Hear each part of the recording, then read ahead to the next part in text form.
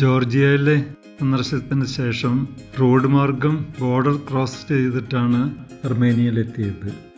രണ്ട് രാജ്യങ്ങളും തമ്മിൽ വളരെ രമ്യതയിൽ ഉള്ളതുകൊണ്ട് ബോർഡർ ക്രോസിംഗ് വളരെ ഈസി ആയിരുന്നു.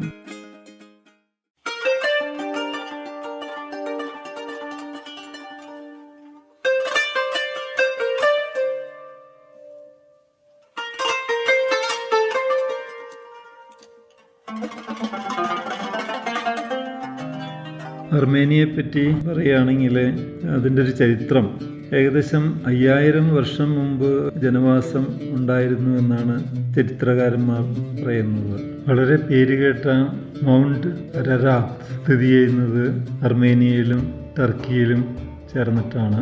പഴയ ബൈബിളിൽ പറയുന്ന നോഹയുടെ പേടകം ലാൻഡ് ചെയ്തത് ഈ മൗണ്ട് അരറാത്തിൽ ആയിരുന്നത്രേ. ക്രിസ്ത്യൻ, മുസ്ലിം, യഹൂദ മതങ്ങൾ വിശ്വസിക്കുന്നത് ഈയൊരു വിഷയം തന്നെയാണ്.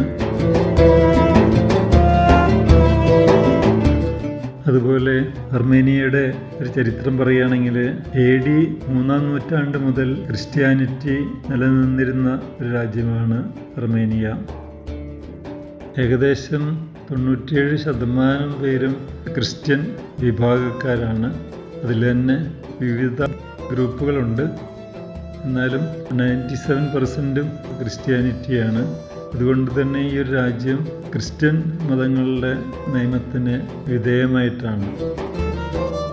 ഇങ്ങനെ ബഹുഭൂരിപക്ഷം ക്രിസ്ത്യാനികളുള്ള ഈ ഒരു രാജ്യം കുറച്ച് നൂറ്റാണ്ടുകൾ ഓട്ടോമൻ തുർക്കികൾ കൈവശം വെച്ചിരുന്നു. 1920 വലിയൊരു കൂട്ടക്കൊല നടന്നതായിട്ട് ചരിത്രത്തിൽ രേഖപ്പെടുത്തിയിട്ടുണ്ട്. ഓട്ടോമൻ തുർക്കികളുടെ ഭരണം അവസാനിപ്പിക്കാനായിട്ട് നടന്ന വിപ്ലവത്തിൽ, അതായത് 1920 കാലഘട്ടത്തിൽ ഏകദേശം 6 ലക്ഷം മനുഷ്യരാണ് കൊല ചെയ്യപ്പെട്ടത്.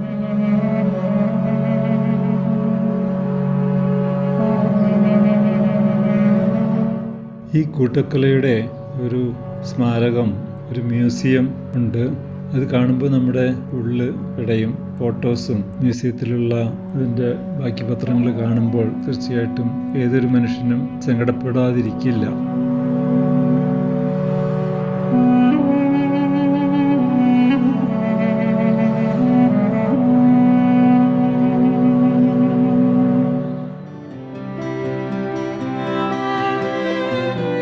പിന്നീട് ഈ രാജ്യം സോവിയറ്റ് റഷ്യയുടെ ഭരണത്തിന് കീഴിലായി.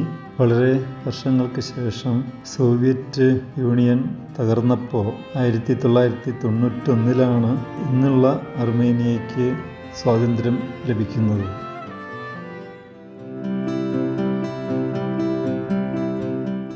അർമേനിയ ഒരു കൊച്ചു രാജ്യമാണ്. വെറും 28 ലക്ഷം മാത്രമാണ് അവിടുത്തെ ജനസംഖ്യ.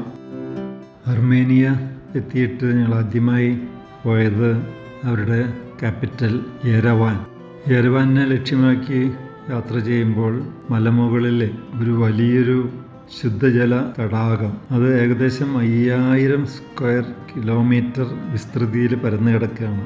ആ തടാകമാണ് അർമേനിയയുടെ മൊത്തം ഇറിഗേഷൻ അല്ലെങ്കിൽ കുടിവെള്ളം സാധിക്കുന്നത്. അതിൻ്റെ ഒരു ഭാഗത്ത് ഡാം ക്രിയേറ്റ് ചെയ്ത് അവിടെ നിന്നാണ് ഇലക്ട്രിസിറ്റി പ്രൊഡ്യൂസ് ചെയ്യുന്നതും അതുപോലെ തന്നെ ശുദ്ധജലം അർമേനിയയ്ക്ക് ലഭിക്കുന്നതും.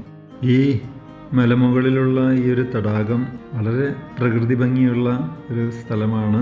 അതിൻ്റെ അരികിൽ പുരാതനമായിട്ടുള്ള മൊണാസ്ട്രി കെട്ടിടം ഇപ്പോഴും നിലനിൽക്കുന്നുണ്ട്. അതൊക്കെ കാണുമ്പോൾ ഒരു പ്രത്യേക അനുഭൂതി നമുക്ക് തോന്നും.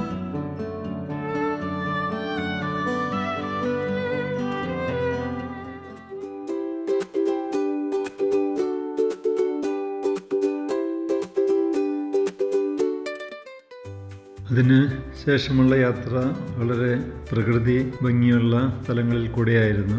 അതിനുശേഷം അന്ന് വൈകിട്ട് ഞങ്ങൾ യെരവാൻ സിറ്റിയിൽ എത്തിച്ചേർന്നു. അർമേനിയയുടെ തലസ്ഥാനമായ യെരവാൻ അതൊരു കൊച്ചു പട്ടണമാണ്. പക്ഷെ വളരെ പ്രൗഢഗംഭീരമായ ഒരു കൊച്ചു നഗരമാണ്. അവിടുത്തെ പ്രധാന സെന്റർ റിപ്പബ്ലിക് സ്ക്വയർ എല്ലാവരെയും ആകർഷിക്കും. അത്രയും ഭംഗിയായിട്ടുള്ള കെട്ടിടങ്ങളും പുരാതനമായിട്ടുള്ള കെട്ടിടങ്ങളും അതുപോലെ തന്നെ ആ ഒരു സ്ക്വയറിന്റെ വലുപ്പം നമ്മളെ അത്ഭുതപ്പെടുത്തും. ധാരാളം ഷോപ്പിംഗ് സെന്ററുകളും അതുപോലെ തന്നെ കഫേകള്, പുരാതനമായിട്ടുള്ള കെട്ടിടങ്ങള്, ഇതൊക്കെ കാരണം കൊണ്ട് ധാരാളം ടൂറിസ്റ്റുകളെ അങ്ങോട്ട് ആകർഷിക്കുന്നുണ്ട്.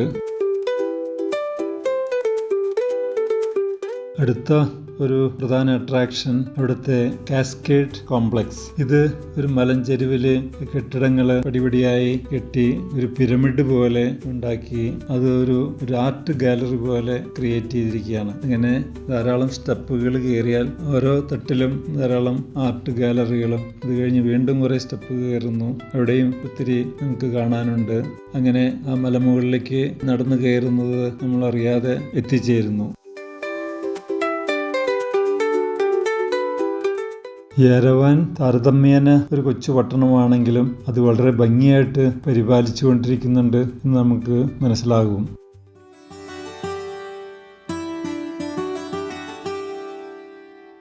അടുത്ത ദിവസം ഞങ്ങൾ പോയത് ഗാർണി എന്ന ഒരു പുരാതന വില്ലേജ്. അവിടെ 1-ാം നൂറ്റാണ്ടില് പണി കഴിപ്പിച്ചിട്ടുള്ള ഒരു ഗ്രീക്ക് ടെമ്പിള് ഇപ്പോഴും അതിന്റെ അവശിഷ്ടങ്ങൾ അവിടെ നിലനിൽക്കുന്നുണ്ട്. ഗ്രീക്ക് ഏതോ ഒരു ഗോഡസിന് വേണ്ടി പണി കഴിപ്പിച്ചിട്ടുള്ള ആ ടെമ്പിള് ഇത്രയും നാള് അധികം കേടുപാട് ഇല്ലാതെ നിലനിൽക്കുന്നുണ്ട് എന്നുള്ളത് തന്നെ നമുക്കൊരു അത്ഭുതമായിട്ട് തോന്നും.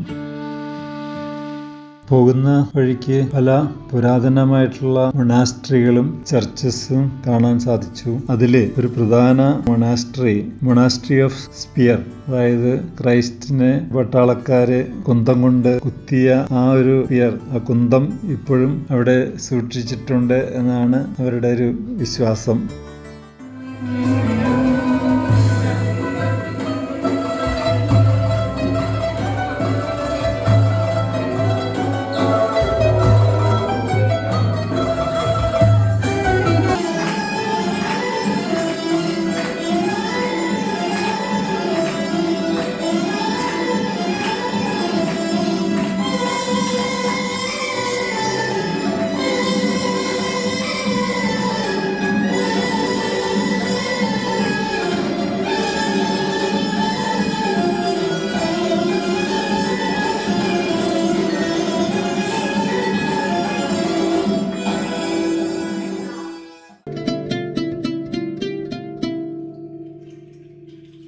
അങ്ങനെ പഴമയുടെ പല പല ശേഷിപ്പുകൾ കാണാൻ സാധിച്ച അർമേനിയൻ യാത്ര പൂർത്തിയാക്കി അടുത്ത ദിവസം ഞങ്ങൾ നാട്ടിലേക്ക് മടങ്ങുകയാണ് ഉണ്ടായത്.